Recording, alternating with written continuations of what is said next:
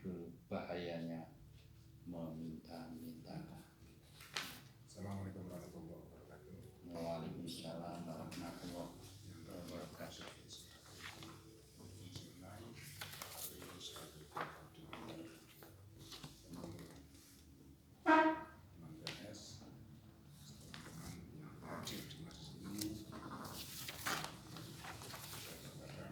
Alhamdulillah, hari ini kita dapat melaksanakan kegiatan diskusi, dan mohon maaf saya kurang memahami perputaran jatah materi, jatah presentasi, sehingga kemarin ketika Pak Syafi'i ngebel itu saya sempat agak kaget, kok saya kayak wingi kok tekan gini. Maka dengan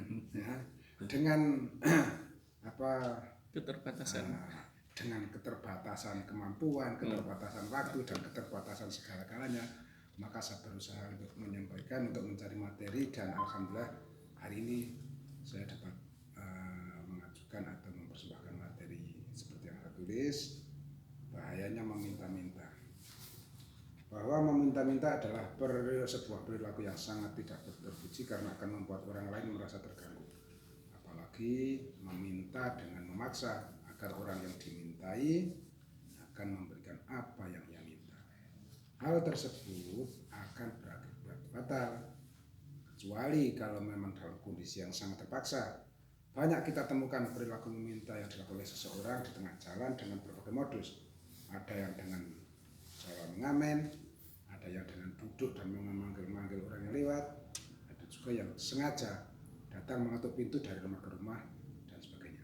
Sementara dari segi fisik orang itu masih tampak sehat, gagah, dan energik. Hal ini perlu kita bahas karena sekali tempo perilaku meminta-minta dapat menimbulkan suatu masalah. Dalam kitab Duratun Nasihin halaman 95 disebutkan, barang siapa yang mendapatkan makanan di siang hari dan makanan di malam harinya, maka dilarang baginya meminta-minta. Bahkan sebagian ulama berpendapat barang siapa yang mampu bekerja, maka ia terlarang untuk meminta-minta kecuali waktunya dihabiskan untuk menuntut ilmu. Lalu bagaimana sebenarnya hukum meminta-minta? Berikut hadis tentang bahaya meminta-minta yang dikeluarkan oleh Imam Ahmad dalam musnadnya. An Abi, ini kalimat Abi Hizqatnya kelewatan. An Abi Hizqat an Khubsi bin Junadah. Lola Rasulullah SAW, man salamin akhwari faqirin fakan nama yakul jamroh. Dari Abu Ishaq, dari Khubsi bin Junadah radhiyallahu an, ia berkata, Rasulullah SAW bersabda, barang siapa yang meminta-minta padahal ia tidak fakir, maka seakan-akan ia memakan bara api. Juga dikeluarkan oleh Imam At-Tahawi dalam syarah Ma'anil Athar, Anis Subi an Wahab bin Qala, ja'a rajulun ila Rasulillah sallallahu alaihi wasallam wa huwa waqifun bi Arafah. Fasa'ala rida'ahu fa'adahu iyyahu fadhaka bihi tsumma qala Nabi sallallahu alaihi wasallam, innal mas'alata la tahillu illa min mudaqa'in aw khurmin mufdi'in wa man sa'alan nas liyusriya bihi lahu fa innahu khumusun fi wajhihi wa radhul ya'kulu min jahannam in qalilan fa qalilun wa in katsiran fa katsirun. Dari Asy'ubi, dari Wahab, ia berkata, seorang lelaki datang kepada Nabi saat beliau sedang berdiri di Arafah. Orang tersebut meminta selendang Nabi dan beliau pun memberikannya. Orang tersebut lalu pergi. Rasulullah lalu bersabda, tidak halal meminta-minta kecuali bagi orang yang fakir, yang sangat sengsara, ataupun orang yang punya tunggakan hutang dan sangat kesulitan membayarnya. Barang siapa yang meminta-minta kepada orang lain untuk menumpuk harta, maka pada hari kiamat ia akan ada cakaran di wajahnya dan akan memakan batu panas dari neraka jahanam. Jika ia meminta-minta hanya sedikit, maka sedikit pula azab yang ia terima. Jika ia meminta-minta banyak, maka banyak pula azab yang ia terima. Dari beberapa hadis di atas dapat disimpulkan bahwa meminta-minta hukum asalnya adalah terlarang. Ini saya baca di Duratul Nasir, itu haram. Cuma tidak disebutkan apakah haramnya itu syar'i atau ja'li atau haram sababi, itu hanya haram saja. Banyak sekali dalil yang menunjukkan larangan meminta-minta. Di antaranya man sa'ala nasa amwalahum takatsuran fa innama yas'alu jamro falyastaqil aw liyastakfir. Barang siapa meminta-minta kepada orang lain dengan tujuan untuk memperbanyak kekayaannya, sesungguhnya ia telah meminta bara api. Terserah kepadanya apakah ia ingin akan mengumpulkan sedikit atau memperbanyaknya. Juga termaktub dalam Duratul Nasir halaman 94, Rasulullah SAW juga bersabda, "Ma yazul rajul yasalun nasa hatta ya'tiya yaumil qiyamah laisa fi wajhi muraghatul lahmin." Seorang yang selalu minta-minta kepada orang lain, di hari kiamat ia akan menghadap Allah dalam keadaan tidak punya sekerat daging pun sama sekali di wajahnya. Nah, di sini dalam yang memang sangat tidak saya tulis, yang dimaksud sekerat daging ini bukan berarti tidak ada daging, tapi saya baca keterangannya itu dia akan merasa sangat malu di hadapan Allah dan juga di hadapan manusia yang lain karena ibarat kalau dalam bahasa itu diweleh-welehke. Jadi dia akan merasa sangat malu di hadapan manusia dan juga di hadapan Allah dan semua makhluk, karena sebenarnya dia itu mampu bekerja, mampu mencari rezeki, tapi ternyata yang ia lakukan hanya meminta-minta. Jadi besok akan diweleh-welehke lah. Begitu. Jadi ini tafsiran dari keadaan tidak punya sekerat daging, itu maksudnya seperti itu. Ulama sepakat akan haramnya meminta-minta jika tidak dalam keadaan darurat. Bahkan meminta-minta dalam keadaan tidak fakir dan tidak darurat termasuk dosa besar. Karena itu diancam dengan azab di akhirat. Di samping itu, pelaku meminta-minta akan menurunkan derajatnya baik di mata manusia maupun di hadapan Allah. Ini jelas orang yang meminta-minta ini akan menjadi buah bibir orang lain, akan menjadi omongan. Apalagi orangnya mampu untuk berusaha dengan bekerja kok meminta-minta, ini akan jelas dia derajatnya akan merosot atau akan turun di hadapan manusia maupun di hadapan Allah. Dalam hal ini Nabi juga bersabda, an Abdullah bin Umar radhiyallahu anhu Rasulullah sallallahu alaihi wasallam qala aliyatul ulya khairum min yadis sufla falyatul ulya hilal mufiqah waliyatul ulya hilas sa'ilah. Dari Abdullah bin Umar, sesungguhnya Rasulullah bersabda, tangan di atas itu lebih baik daripada tangan di bawah. Tangan di atas adalah orang yang memberi, sedang tangan di bawah adalah peminta-minta. Hadis riwayat Al-Bukhari. Dari hadis tersebut tampaklah bahwa Rasulullah pun mencela orang yang meminta-minta dengan mengatakan tangan di atas sebagai pemberi infak dan tangan di bawah sebagai peminta-minta. Semoga Allah senantiasa memberikan petunjuk kepada kita sehingga kita terhindar dari perilaku meminta-minta walaupun kita jauh dari limpahan materi. Demikian yang dapat saya sampaikan. Kurang lebih mohon maaf, nanti bisa dilanjut. Dan sedikit saya tambahkan bahwa alangkah baiknya kita itu qanaah menerima apapun pemberian Allah tanpa tamak kepada sesama manusia. Karena tamak kepada manusia ini juga merupakan salah satu penyakit hati. Artinya yang nantinya justru akan membakar, akan menghanguskan pahala amal-amal kita yang lain. Sehingga mari kita jaga diri kita dari perilaku meminta-minta. Karena ya memang pada prakteknya memang mohon maaf karo barangnya dhewe iki eman-eman nek njaluk kok rasanya enak. Jadi ibaratnya rumput milik orang lain itu tampak lebih subur, tampak lebih hijau. Sementara apa yang kita miliki ini diiman-iman. Nah, sehingga kita terjerumus ke dalam perilaku meminta-minta ini banyak sekali. Kita temui seperti itu. Nah, kalau dalam bahasa tasawuf mari kita berperilaku wirai, artinya jauh dari tamak, menghindari hal-hal yang tidak jelas hukumnya, apalagi yang sudah jelas itu haram, mari kita jauh. Demikian yang dapat saya sampaikan. Sementara nanti kita lanjut dalam sesi pertanyaan atau diskusi. Sementara saya tutup dulu. Assalamualaikum warahmatullahi wabarakatuh. Selanjutnya saya kembalikan kepada Bapak Safi selaku moderator. Ya, terima kasih. Terima kasih Pak Baki atas materinya. Dalam hal ini menampilkan beberapa hadis Rasulullah yang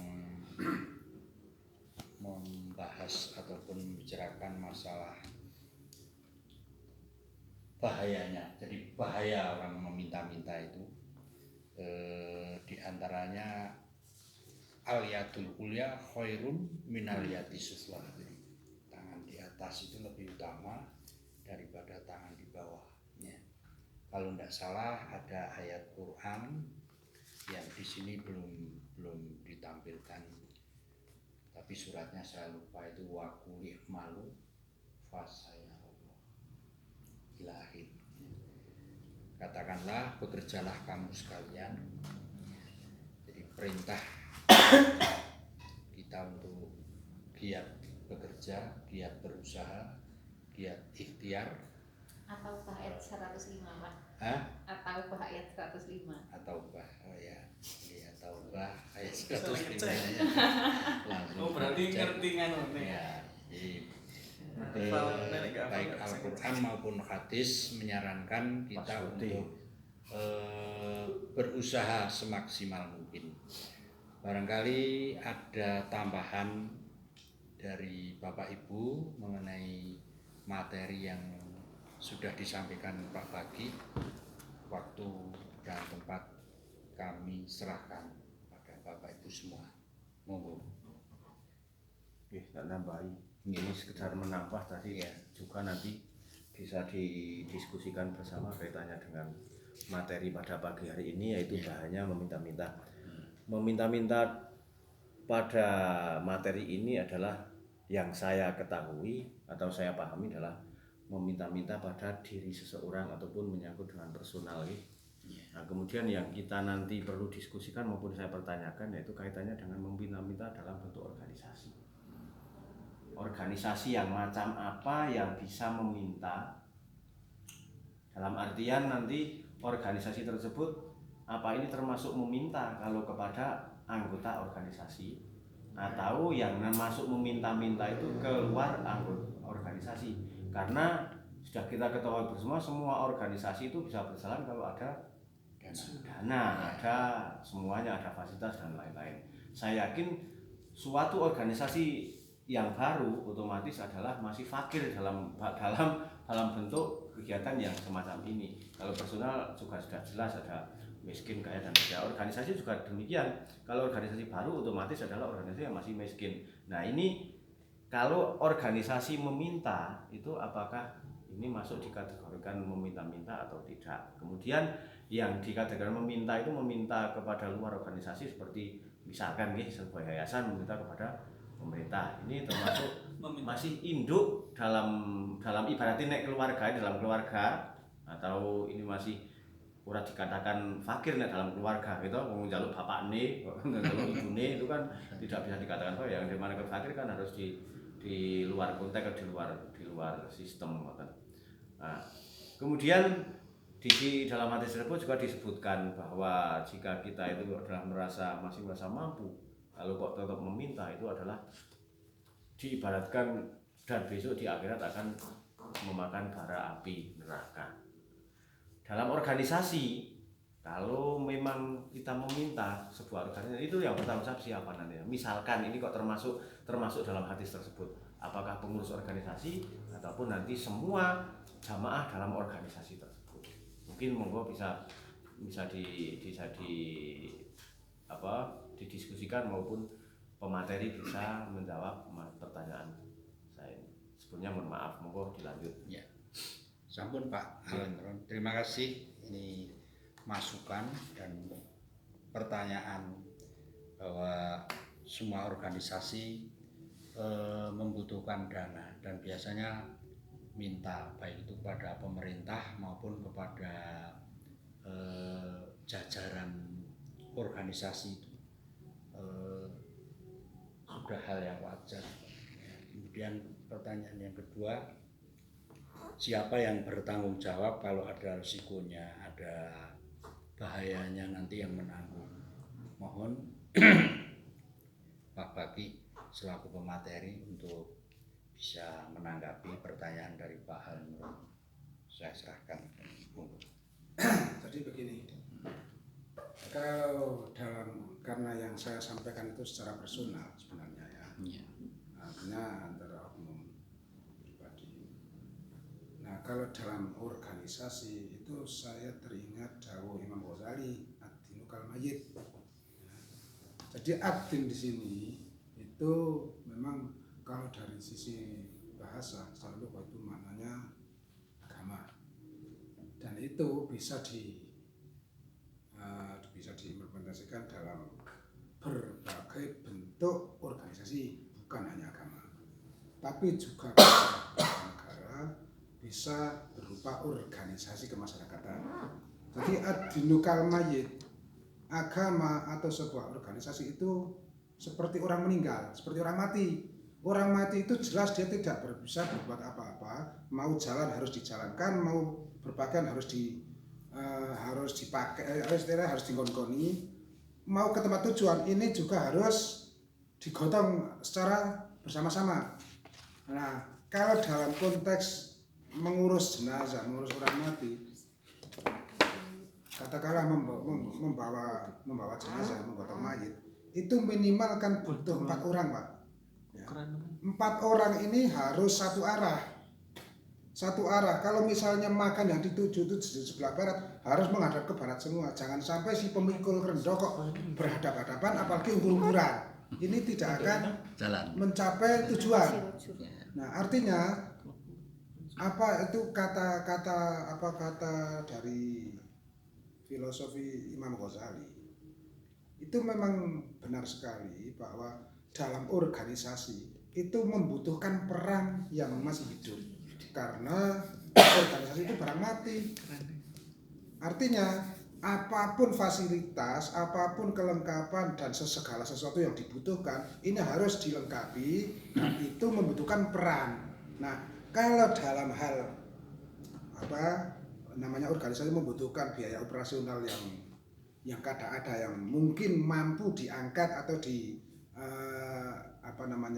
dijunjung oleh sebagian anggota organisasi, tapi bisa jadi mungkin ini juga membutuhkan bantuan orang lain. Jadi tidak ada salahnya, karena kalau organisasi memohon bantuan kepada pemerintah, ini organisasi sebagai warga negara ini berhak mendapatkan bantuan, berhak mengajukan permohonan bantuan, sedangkan pemerintah sebagai sebagai pengemban amanat rakyat ini juga berkewajiban. Jadi ini selaku warga masyarakat atau rakyat itu berhak mengajukan proposal, mengajukan bantuan, pemerintah berkewajiban memberikan bantuan. Dan ini sudah menjadi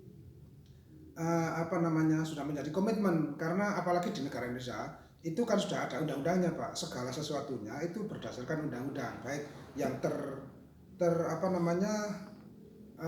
terfokus dari Undang-Undang Dasar 45, apalagi tentang perekonomian itu pasal 33 itu sudah jelas, dan pasal 27 juga mengatakan seperti itu. Yang ini nantinya ini juga arahannya atau pengembangannya ini juga ada undang-undang yang lain, Pak. Itu kan acuan pokoknya Undang-Undang Dasar 45. Jadi kekayaan negara itu dipakai atau digunakan seluas-luasnya untuk kemakmuran bersama. Nah, dalam hal ini tergantung nantinya akan ada prosedur, ada jalur. Jadi secara garis besarnya, kalau untuk organisasi itu saya yakin dan saya keseluruhan tidak masuk dalam kategori ini, karena memang organisasi itu bukan milik perorangan. Kemudian tadi saya katakan bahwa sebagai warga, sebagai rakyat ini berhak mengajukan permohonan dan sebagai pemerintah berkewajiban memberikan bantuan. Itu untuk pertanyaan pertama. Kemudian siapa yang bertanggung jawab? Ya. Yang dimaksudkan kan pertanggungjawaban ya di samping pertanggungjawaban dunia juga akhirat ya. Nah, kalau dalam hal pertanggungjawaban dunia jelas orang-orang yang berkecimpung, orang-orang yang mengelola keuangan itu. Yang jelas antara karena yang namanya pengurus organisasi juga mempunyai bidangnya masing-masing. Nah, tentu di dalam mengelola keuangan ini sesuai dengan apa yang jadi apa istilahnya itu, yang jadi kapasitasnya. Misalnya bendahara selaku pemegang keuangan, kemudian di dalam mengeluarkan kan ada administrasi, ada notulen, ada istilahnya itu ada catatan, ada laporan keuangan, ada laporan pertanggungjawaban.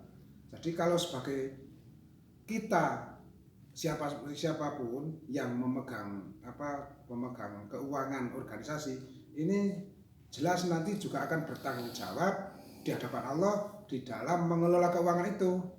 Artinya kalau memang uang itu keluar untuk organisasi itu memang sudah menjadi tanggung jawabnya, sedangkan yang tidak dibenarkan adalah bila keuangan organisasi, uang organisasi itu masuk ke kantong pribadi, walaupun serupiah pun ini nanti jelas akan dihisab. Gitu. Jadi kalau dalam hal tanggung jawab nanti kalau dalam organisasi tentu orang-orang yang terlibat dalam pengelolaan keuangan. Ini yang saya yang bukannya medeni segala sesuatu. Kalau yang ini kan menjadi sebuah, kalau dia itu amanah, benar-benar dapat menjalankan tugas sesuai dengan apa yang ditugaskannya, sebagai apa yang diamanatkan, ini justru Allah akan memberikan pahala yang besar. Nah, memang semua perilaku, semua kejadian, semua apa yang terjadi di dalam kehidupan, baik itu yang bersifat senang, bersifat manis ataupun pahit, ini adalah menjadi ujian bagi manusia itu sendiri. Tarhib. Jadi semuanya, tidak ada kehidupan manusia yang tidak mengandung risiko. Jadi semua mengandung risiko. Tergantung kegiatannya, tergantung perilakunya apa, risikonya antara besar dan kecilnya, ini juga tergantung apa yang dia lakukan. Itu yang dapat saya sampaikan. Terima kasih. Ya. Terima kasih. Begitu jawaban daripada Pak Ahmad Bayhaqi bahwa yang dimaksud meminta-minta di sini adalah untuk kepentingan personil ya Pak Gi. Untuk kepentingan personil, adapun untuk organisasi ini karena milik orang banyak boleh, milik orang banyak boleh. Secara kesimpulannya seperti itu. Ya, dan insya Allah tidak ada bahayanya kalau tadi dikatakan ad-dinu mayyitun, kal mayit, seperti mayit. Jadi organisasi tanpa dibroyo, tanpa dijalankan tidak akan jalan. Gitu Pak Al Imron, kira-kira kalau tidak puas tolong mencari jawaban lain dan beritahu kepada kami yang lain. Mundur Monggo, selamat datang Mas Dul untuk yang lain. Assalamualaikum Mungkin Mbak Ida. Saya tanya sedikit dong Pak. Pak Baki itu kan kadang itu ada santri dari pondok pesantren itu yang sok jualan tanggalan kalender. Nah itu kadang yang di rumah yang dituju kadang kan sudah punya tanggalan entah dari mana beli atau dapat dari mana. Biasanya kan ada yang menolak, oh pun gadah niki nganu mboten sah mawon. Terus dari santri itu menawarkan, oh nggih pun nek sampun gadah menawi infak mawon saiklase gitu. Nah dari infak saiklase mungkin itu bisa dikatakan, maksudnya kan mungkin juga yang punya rumah entah ikhlas atau tidak nggak tahu ya. Terlepas dari itu, penting metu. Itu dikatakan bahasa itu kan secara halus, tapi itu termasuk dari meminta-minta atau tidak? Sampun. Terima kasih. Mbak Desi, pertanyaan dan ini memang umum, jadi kalender itu setiap menjelang awal tahun itu dari berbagai pesantren, berbagai lembaga, yayasan ini tidak peduli itu sudah punya tanggalan atau belum, yang penting di drop ataupun di apa itu Cekoi. Ya, cekoi diberikan. Ada pertanyaan dari Mbak Desi, itu bagaimana seandainya ada dari pondok pesantren atau lembaga pendidikan yang katakan memaksa untuk membeli dan ditolak, kemudian nanti menawarkan infak. Artinya intinya meminta-minta. Bagaimana monggo Pak Bagi untuk bisa menanggapi. Terima kasih. Terima kasih atas pertanyaannya, dan akan saya langsung jawab. Bahwa sebenarnya, hakikatnya kalender itu hanya sebagai sarana saja. Inti atau tujuan pokoknya adalah mencari bantuan untuk kegiatan operasional pesantren, baik untuk pembangunan atau untuk kegiatan yang lain. Ya. Sedangkan medianya atau apa istilahnya dengan perantaraan membawa kalender itu karena memang sebenarnya yang paling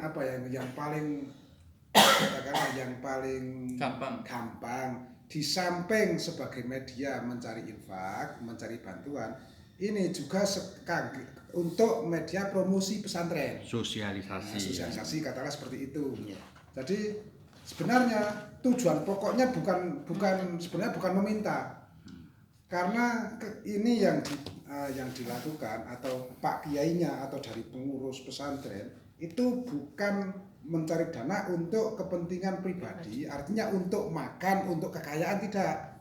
Jadi itu untuk biaya operasional. Saya yakin dan saya husnudon, pondok pesantren manapun, baik yang masih iyik-iyik baru lahir atau yang sudah besar sebesar seperti kayak Tegarjo misalnya, itu intinya pertama adalah untuk menggiatkan, menggugah selera infak dari para yang dituju, ini para target-target dan sasaran.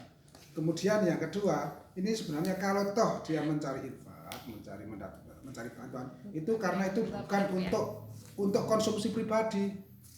Jadi kalau dalam hal itu, seperti yang ditanyakan itu, kalau menurut saya pribadi ini tidak masuk dalam kategori meminta-minta, karena itu sebagai sebagai media, sebagai perantara agar ya di samping mereka si pihak pondok itu mendapatkan bantuan, ini juga untuk membiasakan agar masyarakat itu mau bersedekah secara ikhlas. Itu tujuan pokoknya seperti itu. Kalau tanpa media, tanpa perantara, misalnya sowan ke rumah, dari rumah ke rumah, saya utusan dari pondok ini memohon keikhlasan panjenengan sekadarnya, seikhlasnya untuk pembangunan. Ini rasanya kok mentalnya itu terlalu berat. Karena saya juga pernah mengalami Pak seperti itu. Nah, dengan adanya ini media kalender ini sebenarnya kalender ini hanya sebagai itu yang saya katakan, hanya sebagai media, sebagai perantara untuk mempercepat, memperlancar apa yang seharusnya dia ucapkan. Jadi kalau dimasukkan dalam kategori meminta-minta, ini kalau saya pribadi tidak masuk dalam kategori ini, karena itu untuk biaya operasional. Sedangkan yang dimaksud di sini ini untuk memperkaya diri, untuk konsumsi pribadi. Berarti kalau dikatakan meminta-minta ya, maksudnya jangan sampaikan dilarang seperti itu berarti untuk kepentingannya masing-masing pribadi orang. Iya. Berarti kalau yang berkaitan dengan organisasi atau kelompok, organisasi sebenarnya itu sebenarnya nggak apa-apa. Ya, masih tadi untuk kan saya operasional sampaikan, juga sih. organisasi itu barang mati. Bisanya melaku, bisanya jalan, bisanya gerak, harus membutuhkan peran orang-orang yang masih hidup. Jadi seperti tadi, baik itu coba misalnya negara ini cuma dibiarkan dari presiden sampai Pak Lurahnya tidak mengerjakan pekerjaan yang berkaitan dengan kemajuan negara, ini tidak akan jalan, undang-undangnya tidak akan jalan, kemakmuran tidak akan tercapai. Jadi adinukal mayit itu saya sampaikan, adinukal mayit itu pengembangannya luas sekali. Jadi intinya bahwa organisasi atau semacam forum itu barang mati. Seperti yang dikatakan Imam Ghazali, adinukal mayit itu agama pun ini tidak bisa lantas diserahkan karo kiai ini tok, tidak mungkin. Harus membutuhkan peran ya kiai ini ya santri ini. Artinya ya tokoh agama juga umat bisa jalan, hanya saling musyarakah bainal fa'il wal maf'ul, bekerja sama bersinergi antara subjek dan objek. Ini.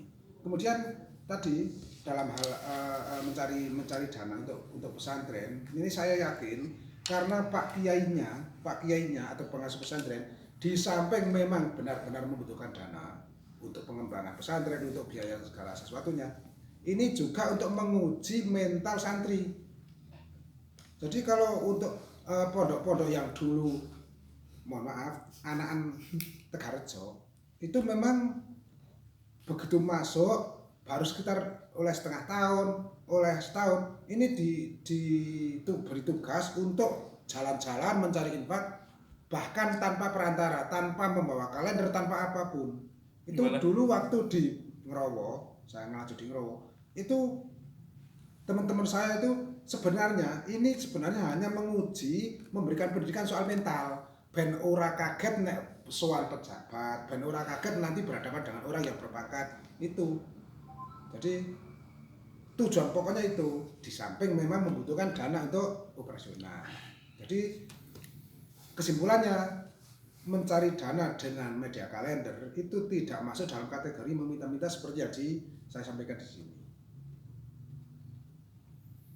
Sudah Pak? Oke.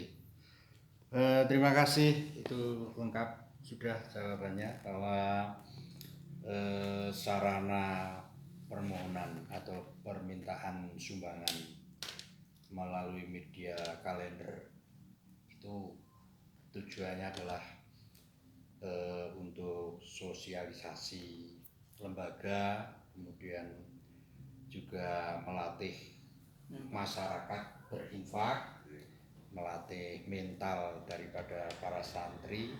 Di samping itu juga sebagai ganti ongkos cetak kan, ini kalender kan biaya juga mencetaknya. Kalau memberikan sekedar kalau yang dibagi gratis cuma CD Pak. Jadi memang tujuan pokoknya karena ongkos cetaknya misalnya 1.000, katakanlah 1.000, nanti dijual di pasaran atau dibawa ke masyarakat itu 1.500 atau 1.250. Nah ini kan sebenarnya nggak banyak keuntungan yang didapat itu, tidak banyak Pak, karena saya itu betul itu. Terus yang melaku-melaku buatan angsal Pak. Nah itu tadi saya sampaikan itu hanya sekedar saja diberi sampean jika sekedar ongkos, tidak lebih, tidak ada upah untuk istilahnya berapa persen, enggak, hanya sekedar untuk ongkos saja. Terus jadi menambah sedikit ya Pak, itu kan Pak Baki dari pandangan yang ngider-ngider di kalender. Nah misalnya seperti saya kan sekarang di rumah itu juga saya sebagai orang yang diider. Pak, memang itu ada edukasi untuk kita melatih berinfak. Jadi kembalikan lagi kalau tadi pertanyaan dari Desi, misalnya kan kadang orang itu memberikan dengan caranya dia kadang orang ikhlas. Nah misalnya kalau menurut saya, jika orang ikhlas, orang senang sisan, tapi kita penolakannya dengan halus. Misalnya ingin dulu, terus badhe nawarke kalender, oh dipunten Mas, kula kok pun kata-kata, kleresan bojone kula cek ndamel. Anu napa iki disuwuni infak, kadang kayak atine sebel Pak, anake nangis lagi foto kayak ngeloni. Oh, ngapunten nggih Mas, tak mboten mawon. Ngoten karo batine senyum kecut teng buri sebel, nggih mboten napa-napa, tapi insyaallah kalau ditolak dengan baik-baik sana juga enggak memaksa kok. Iya, Pak. Enggak yang kayak pengamen jahat. Kalau dalam hal kita mau ikhlas atau tidak itu bukan urusan kita pada orang yang meminta bantuan, tapi urusan kepada Allah. Ya itu soal ikhlas tidaknya, karena